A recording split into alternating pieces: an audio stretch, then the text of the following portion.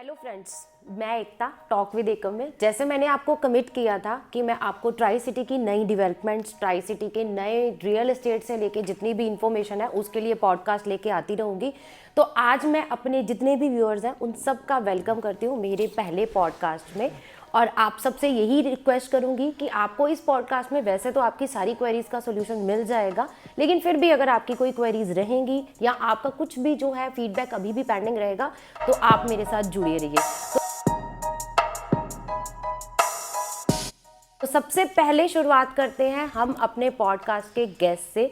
तो मेरे आज के जो गेस्ट हैं, अगर मैं उनकी एक लाइन में इंट्रोडक्शन देना चाहूँ तो वो यही रहेगी कि मेरे आज के गेस्ट ट्राई सिटी में, अगर हम यंग फेसेस की बात करते हैं जिन्होंने ट्राई सिटी में रियल एस्टेट का प्रोफेशन इतनी यंग एज में चूज़ किया है, तो इनका नाम उस लिस्ट में आता है। और ये किस तरह का विजन लेके रियल एस्टेट को देख रहे हैं, जीरकपुर की मार्केट में और कितना स्कोप देख रहे हैं, या क्या विजन है इनका जिनको लेके इन्होंने रियल एस्टेट के प्रोफेशन को ही चूज किया है। तो मिलते हैं आज के हमारे guest. Hi everyone, this is Shivansh Gupta, director at goal infra group. Sir, अगर सबसे पहले मैं आपसे ये पूछना चाहूँ, आज की यंग जनरेशन जो है वो काफ़ी हद तक आईटी में या ऐसे प्रोफेशंस में जाना चाहती है जिनको वहाँ पे एक फिक्स इनकम मिले, 1.5-2 लाख की सैलरी इजीली मिल जाती है।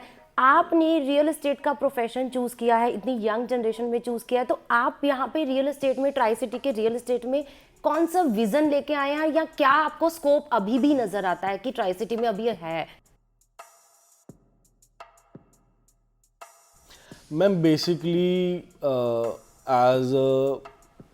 एज अ पर्सन या एज अ स्टूडेंट, मतलब आफ्टर कॉलेज के बाद जो भी बच्चे प्रोफेशन चूज़ करते हैं, बेसिकली वो थोड़ा सा सेफर साइड जाने की कोशिश करते हैं कि हाँ यार, मुझे 1 लाख की सैलरी मिल रही है एंड मैं थोड़ा सा कंफर्टेबल हूँ। जब तक कोई भी जना कंफर्टेबल रहेगा तब तक उसका जो ग्रोथ का जो होगा ना मीटर, वो लिमिटेड रहेगा। बिल्कुल सर। तो फॉर मी, मेरे को कभी भी कंफर्टेबल रहना पसंद नहीं है, तो इसलिए मैंने रियल एस्टेट चूज़ किया। And also I have a pretty decent background of real estate.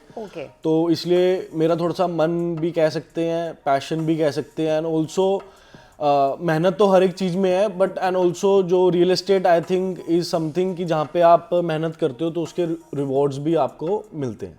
तो सर, आपने रियल एस्टेट तो चूज कर लिया, मीन्स आप कुछ एक्साइटेड ही करना चाहते हैं लाइफ में, बहुत सीधे सीधे नहीं चलना चाहते हैं, एक्साइटमेंट अपनी लाइफ में रखना चाहते हैं।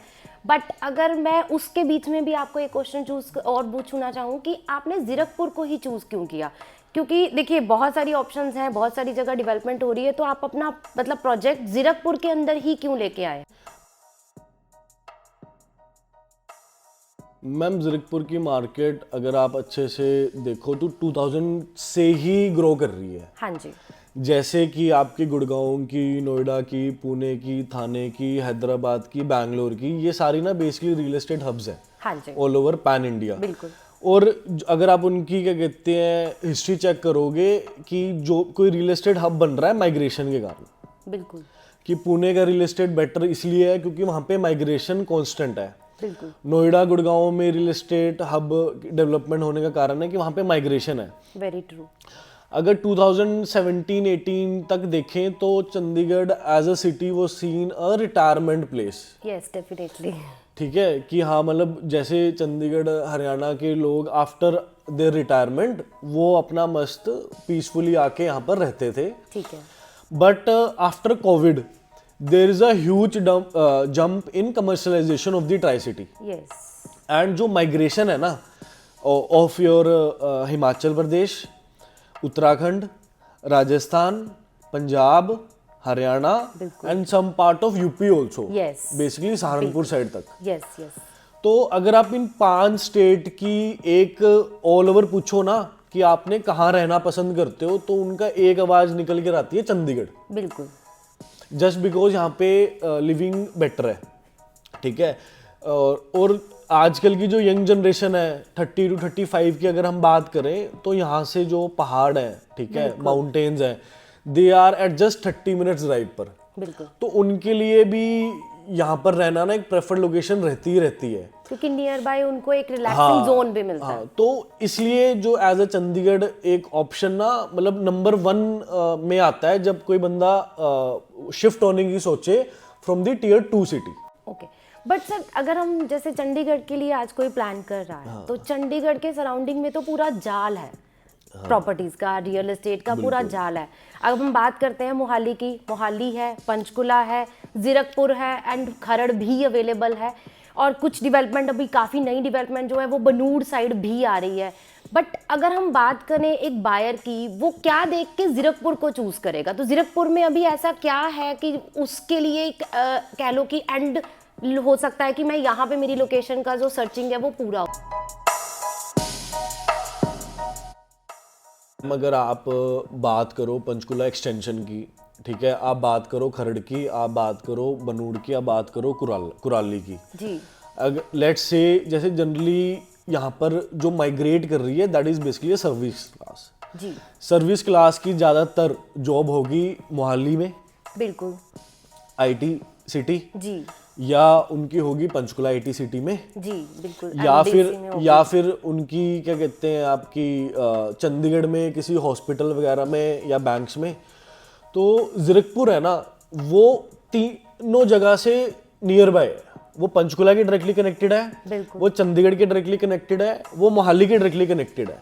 तो जो कम्यूट होता है ना, that plays a major role, कि उसने सुबह भी 40 मिनट्स ड्राइव करके जाना है इंसान ने, शाम को भी 40 मिनट ड्राइव करके आना है। तो उसकी जो बेसिक फुलफिलमेंट होती है ना, वो यहाँ पे स्कूलिंग भी बहुत अच्छी है जीरकपुर में, बिल्कुल, कंपैरिजन में आप बाकी की जगह से कंपेयर करो तो यहाँ पर स्कूलिंग बहुत बेटर है। मतलब स्टैंडर्ड ऑफ लिविंग भी बढ़ता जा रहा है। स्टैंडर्ड ऑफ लिविंग मैम, अब आप देखो ना यहाँ पे मतलब इतने कमर्शियल डेवलपमेंट चल रही है and flat still at affordable price है, उसमें आपको अपना लाइफस्टाइल कॉम्प्रोमाइज नहीं करना पड़ रहा। अगर कोई बंदा 250 गज में रहना चाहे तो वो एक easily good sufficient amount spend करके भी वो लाइफस्टाइल केटर कर सकता है जो उसको चंडीगढ़ में 250 गज में मिले। और same with the Mohali and Panchkula, वो भी अपनी एक बहुत अच्छी हाइक ले चुके हैं। तो अफोर्डेबिलिटी में ना तो मोहाली आता है ना तो पंचकुला आता है। और अगर हम बात करें जीरकपुर की, तो जीरकपुर में कस्टमर क्या देख के अपना फाइनल डिसीजन ले सकता है कि मुझे जीरकपुर एक सूट करती है। हाँ, मतलब एक तरह से अगर हम देखें तो जीरकपुर में ऐसी सोसाइटीज़ अवेलेबल हैं जहाँ पे हर एज ग्रुप के लिए हर फैसिलिटी अवेलेबल है। जब कोई पर्सन अपनी फैमिली के लिए कोई घर चूज़ कर रहा है तो उसको बेसिक सारी चीज़ें नियर बाय मिलती हैं। And also ma'am same age के लोग भी काफ़ी साथ में होते हैं, क्योंकि जैसे मान के चलो पंजाब से हरियाणा से रिटायर होके अगर कोई माइग्रेट कर रहा है तो यू विल फाइंड कि हाँ यार 60 to 65 के काफ़ी जने हैं सोसाइटी में, तो सेम एज के जब लोग मिलते हैं तो उनका मन ज़्यादा लगता है।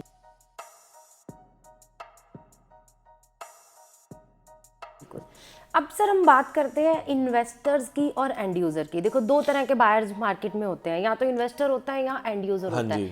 जब इन्वेस्टर प्रॉपर्टी देखने के लिए निकलता है या एंड यूज़र प्रॉपर्टी देखने के लिए निकलता है, क्या दोनों के एस्पेक्ट सेम होते हैं या पॉइंट ऑफ व्यू सेम होते हैं या डिफरेंट पॉइंट ऑफ व्यू लेके निकलते हैं? मैम मेरे हिसाब से जो थोड़ा गैप आता है विजन में, एक इन्वेस्टर की विजन में और एक एंड यूजर की विजन में। एंड यूजर बिलीव करता है जो चीज ऑलरेडी हो रखी है जी, एज जो इन्वेस्टर होता है, investor he plays on the chances of development that is pending. जो एप्रिसिएशन पेंडिंग होती है वो उस पे प्ले करता है, एंड यूजर प्ले करता है जो चीज ऑलरेडी हो रखी है। तो इसमें दोनों के एस्पेक्ट्स क्या क्या होते हैं सर, अगर हम थोड़ा सा प्रोजेक्ट जैसे हमने जैसे शुरू किया एट XYZ लोकेशन, ठीक है, अब वहां पर रोड बननी है, रोड की एंक्रोचमेंट हटनी है, ठीक है। आज मैंने जो अभी we are sitting at Golden Era Homes, अगर मैं आपको बताऊं कि मैंने मार्च में जो एक्स प्राइस पे लॉन्च किया था एंड अब से 10 लाख रुपीज मैं अबव हूं at the price that I was selling the last year ji. तो इन्वेस्टर्स ने वहां पे एंट्री ली कि शिवान जी मैं आप पे ट्रस्ट करता हूँ एंड मैं आपके प्रोजेक्ट पे क्या कहते हैं फ्लैट पे इन्वेस्ट करूंगा। वेयर एज एंड यूजर रुका कि सर आप थोड़ा सा प्रोजेक्ट बना लो और मैं फिर आपके पास फ्लैट परचेज करने आऊंगा, क्योंकि उसमें फंडिंग का भी डिफरेंस रहता है कि एंड यूजर के पास जो है ज्यादा चांसेस रहते हैं कि उसने लोन पे प्रॉपर्टी लेनी होती है, वो भी चीज रहती है। मैम मेरे को जो थोड़ा सा गैप लगता है ट्रस्ट का, कि बेसिकली वो they are not that much handy property purchase करने में, तो करके वो थोड़ा सा क्या कहते हैं रिलक्टेंट रहते हैं at the starting of the project invest करने में। वेयर एज इन्वेस्टर्स होते हैं वो इतने रिलक्टेंट नहीं होते to enter into the project at a very starting stage. Okay, बात करूं, जैसे हमने चंडीगढ़ की बात करी है, तो चंडीगढ़ में बायर्स ऐसे कौन से, चंडीगढ़ या ट्राई सिटी में जब वो काउंट करते हैं, तो ऐसे कौन से एस्पेक्ट्स हैं या ऐसे कौन से चैलेंजेस हैं जो वो फेस करते हैं when they are start buying their property, या कोई अपना पहला घर अगर घर से लेने के लिए निकल रहे हैं, तो ऐसे कौन से चैलेंजेस हैं जो वो फेस करते हैं और हम उनमें उनकी कैसे हेल्प कर सकते हैं? मैम बेसिकली जो एज पर माय एक्सपीरियंस मुझे जो लगता है issue, there are too many options. Okay, there are too many option, तो उनके लिए एक राइट चॉइस बनानी मुश्किल हो जाती है। एंड ऑल्सो देयर आर, मेरे को लगता है थोड़ा सा like they get confuse in the pricing sort of, okay, कि मुझे कितने तक का एक्चुअल में फ्लैट मिल जाएगा। बट अगर हम लोग अगर मैं अपने लिए फॉर एग्जांपल सर पहला घर ले रही हूँ, तो मैं अपनी फैमिली में मान लो 5-6 पर्सन है मेरे घर में, मेरे पेरेंट्स भी हैं, बच्चे भी हैं और मैं भी हूँ, वर्किंग हूँ, तो मुझे मेरे बच्चों के लिए, पेरेंट्स के लिए प्रॉपर्टी लेते टाइम कौन सी चीज़ों का ध्यान रखना चाहिए? मैम एक तो सबसे मेजरली आप देखो कि जो भी आप प्रोजेक्ट में इन्वेस्ट कर रहे हो, ठीक है, उसमें क्या कहते हैं, जो मेजरली तो लैंड पे कोई हैवी डेप्थ नहीं होना चाहिए। ओके, हैवी डेट नहीं होना चाहिए, डेवलपर का हिस्ट्री चेक करना चाहिए ऑब्वियसली। एंड उनके जो प्रीवियस डिलीवर्ड प्रोजेक्ट्स हैं उसमें आप उनकी क्वालिटी वेरिफिकेशन कर सकते हो। बिल्कुल, जो अभी प्रोजेक्ट चल रहा है, ठीक है, उसमें इवन मतलब मेरे हिसाब से तो people should also know about the architect also, okay, क्योंकि आर्किटेक्ट ही एक प्रोजेक्ट को शेप इन करता है। एंड आफ्टर पोजेशन प्रॉब्लम ना आए, इसलिए एक अच्छा आर्किटेक्ट हायर करना चाहिए, क्योंकि जब प्रोसेस चल रहा होता है अंडर कंस्ट्रक्शन प्रोजेक्ट में नहीं समझ आता। बट अगर हमने good class of people hire किए हुए हैं, whether it be engineer, whether it be construction contractors, whether it be architect, उससे यू गेट एश्योर्ड कि we have hired a good team, so that आपको आफ्टर पोजेशन कोई compromise ना करना पड़े। मतलब आपके कहने का मतलब है कि जब भी हम लोग किसी प्रॉपर्टी को कोई एंड यूजर घर से देखने के लिए निकलते, तो वो एक सेंटर पॉइंट को चूज करे। मैम सेंटर पॉइंट तो ऑब्वियसली है ही। देखो बच्चों के लिए स्कूल की विसिनिटी ज़्यादा नहीं होनी चाहिए, तो एज अ वर्किंग क्लास है उनके लिए ये भी होना चाहिए यार मेरा ऑफिस बहुत ज़्यादा दूर ना हो, ठीक है। और जो अपने सीनियर सिटीजन्स के लिए तो अपने बोल ही दिया कि जैसे जो सोसाइटी में ग्रीन एरिया होना बहुत इंपॉर्टेंट है, बिकॉज ओपन एरिया होगा तभी उसमें एक्टिविटीज, बच्चों के लिए अलग किड्स प्ले एरिया, बड़ों के बैठने के लिए, और जो ओपन जिम हो गया, ये सारी चीजें तभी प्लान। पूछना चाहूँ अब लास्ट में आपसे ये पूछना चाहूँगी कि आप अपने प्रोजेक्ट के बारे में, गोल्डन इरा होम्स के बारे में, अगर हम हमारे व्यूअर्स को, मेरे जितने भी टॉक विद एकअप के व्यूअर्स हैं, उनको एक ओवरव्यू देना चाहें अपने प्रोजेक्ट का, तो प्लीज वो एक जरूर दीजिए। Ma'am at Golden Era Homes basically we have two categories, S+14 and S+4। S+4 is developed in 225 square yards, whereas S+14 is in 1750 square feet super area। Okay, हमारे पास दो कैटेगरीज हैं। S+4 की हम possession देना शुरू कर देंगे from July onwards, जिसके पास में 6 स्कूल्स आते हैं, DPS, Saint Xavier, Gurukul, Shamrock and Manav Mangal. 1 minute walking पे सारी डेली बेसिक नीड्स हैं, सारे मार्ट हैं, ड्राई क्लीनिंग है, टेलर है, सैलून्स हैं, सारी फ्रूट्स एंड वेजिटेबल्स हैं। एंड इधर से commute is also very easy. Chandigarh is at 7-minute drive, that also flyovers, no red lights. Okay, Panchkula just 10 minutes drive, Mohali just 10 minutes drive. So basically airport, railway station, Chandigarh सब कुछ आप maximum to maximum 20 to 25 minutes में आप अपने destination पे पहुंच जाओगे।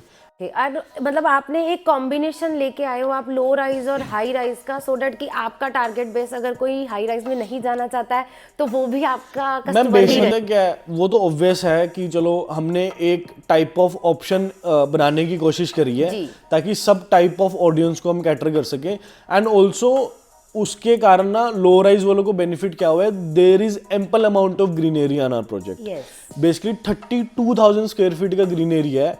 We are only project in Zirakpur जिसके पास 3 पार्क्स हैं, 12,000 स्क्वायर फीट का, 13,500 स्क्वायर फीट का एंड 7,000 स्क्वायर फीट का। एंड ऑल्सो हम 200 ट्रीज प्लांट भी कर रहे हैं। फाइन, मतलब आपने जो स्टार्टिंग से अभी तक एक ग्रीन एरिया के ऊपर काफी जोर दिया, मतलब जिन एमिनिटीज के लिए आपने जोर दिया वो सारी एमिनिटीज आप अपने प्रोजेक्ट में फिजिकली लेके आ रहे हैं। हाँ जी, we have mini theatre also, we have indoor games, pool, chess table, table tennis, we have a small kitty party hall, conference room, gym. तो डेफिनेटली सर, मैं जाके बताना चाहूँगी अपने सारे व्यूअर्स को, जिस तरह से मुझे एक होप मिली है कि एक बहुत अच्छा प्रोजेक्ट ये लेके आ रहे हैं, तो डेफिनेटली आपको भी एक अच्छी ऑप्शन जो है लो राइज हाई राइज दोनों कैटेगरी में इस प्रोजेक्ट के अंदर भी मिल सकती है।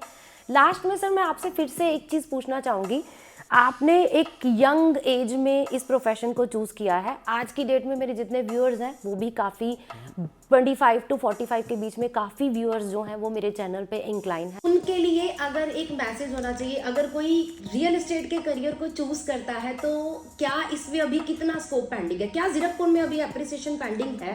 जीरकपुर तो चलता रहेगा, मतलब चंडीगढ़ अब चलती रहेगी जी ठीक है। मतलब इफ़ यू माइट नो कि क्या कहते हैं कनाडा में अब क्या कहते हैं जो आपके वर्क पीआरस हैं ठीक है, उसकी रिस्ट्रिक्शंस बढ़ चुकी हैं जी बिल्कुल। तो I think in the longer run उसका चंडीगढ़ को बहुत बेनिफिट होगा। ओके क्योंकि जो टियर 2 सिटीज़ के जो हरियाणा, राजस्थान, पंजाब, मैंने आपको बताया, people would migrate in Chandigarh, जी people will surely migrate in Chandigarh and जब तक माइग्रेशन ऑन है तब तक रियल एस्टेट की मार्केट ऑन है।